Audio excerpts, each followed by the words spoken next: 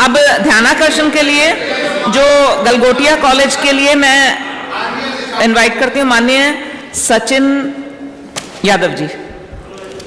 अधिष्ठाता महोदय, आपने नियम 56 पर जो अभी हमारे यहाँ एआई इम्पैक्ट समिट 2026 का चल रहा है, वहां पर हमारे उत्तर प्रदेश की एक प्राइवेट यूनिवर्सिटी गलगोटिया यूनिवर्सिटी ने वहां पर चाइनीज प्रोडक्ट को अपना बताकर हमारे प्रदेश, हमारे देश का मजाक पूरे विश्व में बनाया है। उस विषय पे मुझे बोलने का अवसर दिया, उसके लिए मैं आपको धन्यवाद देता हूं। 1.5-2 मिनट में कर लीजिएगा। जी मैम, फिनिश। बिल्कुल टाइम से।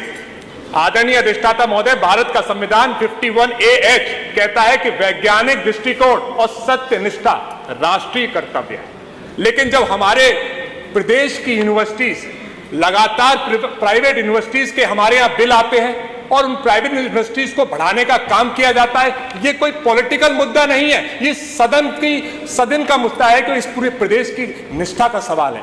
जब हमारी प्राइवेट यूनिवर्सिटीज बन जाती हैं तो इस तरह से विश्व के मंच पर, देश के मंच पर हमारे प्रदेश का नाम बदनाम करने का काम करती हैं, उनकी जांच भी होनी चाहिए और उन पर कार्रवाई भी होनी चाहिए।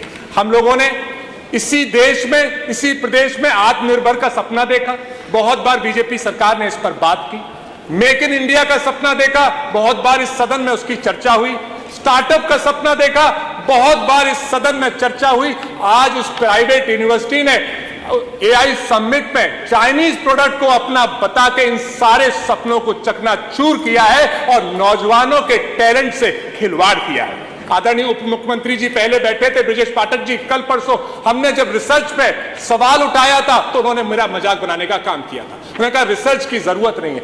अब जब रिसर्च यूनिवर्सिटीज में होंगी नहीं, या इस तरह की गलगोटिया यूनिवर्सिटी ने जैसे रिसर्च किया है ऐसी रिसर्च करेंगे जहां पे चाइनीज प्रोडक्ट को अपना बताएंगे, तो कैसे हमारा प्रदेश आगे बढ़ेगा। तो आदरणीय अधिष्ठाता महोदय, मैं आपसे, क्योंकि आपने समय बहुत कम दिया है, मैं आपसे यही मांग करता हूं कि बिना वेरिफिकेशन के हमारा जब प्रोडक्ट नहीं था तो कैसे एआई समिट में पहुंचा, ये कहीं ना कहीं गवर्नमेंट की भी जिम्मेदारी है कि फोटो शूट कराने के अलावा उनको वेरिफिकेशन करना चाहिए था कि एआई समिट में जो प्रोडक्ट्स पहुंच रहे हैं या जो यूनिवर्सिटीज पहुंच रही हैं, क्या वो सचमुच रिसर्च करके अपने प्रोडक्ट्स बना रही हैं या नहीं, और इसकी जिम्मेदारी तय करनी चाहिए थी। इसलिए आपके माध्यम से मैं सरकार से अनुरोध करूंगा कि क्योंकि मेरे बहुत से दोस्तों का अमेरिका से तक फोन आया कि आपकी मजाक बन रही है, तो मैं आपके माध्यम से सरकार से अनुरोध करूंगा कि इस विषय की गहनता से जांच हो और इस विषय पर कठोर कार्रवाई हो, जिससे आगे कोई भी प्राइवेट यूनिवर्सिटी ऐसा कदम ना उठा पाए। बहुत बहुत धन्यवाद। माननीय तेज प्रताप जी बोलेंगे क्या?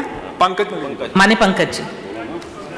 महोदय, डिग्री नहीं दक्षता से देश आगे बढ़ता है। सच्चा शोध ही भविष्य का रास्ता करता है। यह वास्तविकता में हमारे आने वाली पीढ़ी के भविष्य पर प्रश्न चिन्ह खड़ा करता है। इतनी बड़ी यूनिवर्सिटी, इतने बच्चे पढ़ते हैं मान्यवर, और मान्यवर चूंकि वो विश्वविद्यालय उत्तर प्रदेश में स्थित है, यही संचालित है, इसकी जवाबदेही व नियामक निगरानी राज्य सरकार के दायरे में आती है। मान्यवर यह विषय केवल एक संस्थान तक सीमित न होकर देश की शैक्षिक विश्वसनीयता, वैज्ञानिक सत्यनिष्ठा, वैश्विक मंच और हमारे भविष्य से जुड़ा हुआ है। हमारे देश के भविष्य में प्रश्न चिन्ह खड़ा करता है, प्रतिष्ठा से जुड़ा हुआ है। हमारे यहाँ बहुत काबिल लोग हैं।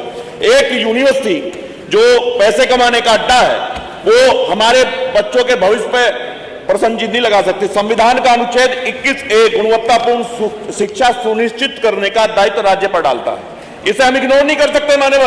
मान्यवर अनुच्छेद 51AH, जो कि अभी सचिन भाई ने बताया, वैज्ञानिक दृष्टिकोण एवं सत्यनिष्ठा को नागरिक कर्तव्य के रूप में स्थापित करता है। 2-3 बातें मैं कहना चाहूंगा, समय आपने कम दिया है, मैं अपनी मांग ही कर लेता हूं। मैं सरकार से अनुरोध करना चाहता हूं, सरकार भी चाहती है कि हमारे बच्चे तकनीकी शिक्षा प्राप्त करके विश्व में जाकर के देश का नाम रोशन करें और अपने अच्छे भविष्य का निर्माण करें, आने वाली पीढ़ी को उसका संदेश जा सके। ऐसी यूनिवर्सिटी जैसी ये गलगोटिया यूनिवर्सिटी है, इसके संदर्भ में 2-3 बातें कहना चाहता हूं। मान्यवर, पूरे प्रकरण की निष्पक्ष एवं समयबद्ध जांच कराने की मांग करता हूं। संबंधित विश्वविद्यालय से तथ्यात्मक स्थिति का स्पष्ट विवरण सदन के समक्ष रखा जाए और दोषी पाए तो इनकी मान्यता रद्द करने की मांग करता हूं। नियमानुसार कठोर दंडात्मक कार्रवाई करके इनकी मान्यता निरस्त की जाए। भविष्य में एक संदेश जाएगा, हमारे आने वाले भविष्य का मामला। अगर इस तरह से भ्रामक प्रस्तुति कोई करेगा तो वो डरेगा और हमारे आने वाले भविष्य को हमारी नौजवान पीढ़ी का भविष्य मजबूत करने का काम होगा। धन्यवाद आपका। Thank you.